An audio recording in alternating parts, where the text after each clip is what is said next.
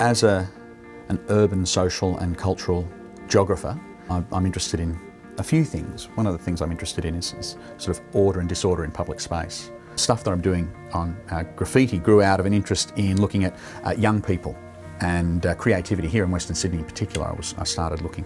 These young people who are involved in transgressive activities, so doing things that are illegal or not sanctioned, a bit risky.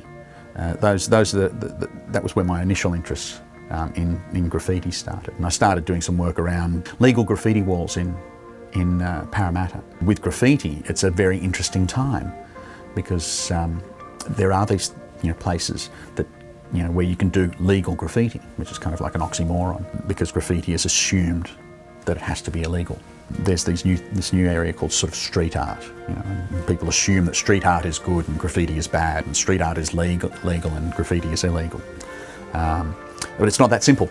The politics changed, and suddenly they became a problem, and suddenly they were taken away. They were first made into illegal spaces, and then they were eventually knocked down.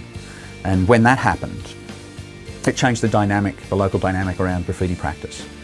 They take away the legal walls to try and fix the graffiti problem, but in fact what they've done is they've pushed the good graffiti away, and the bad graffiti stays there.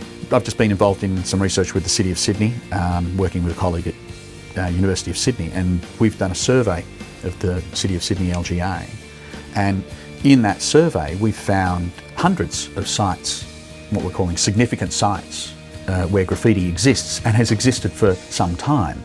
And many of those sites exist because they've been given a value, and because there's a relationship between the owner of the property and one or a crew of writers. It's all a part of sort of working out all the ways that graffiti and street art is being valued in the present.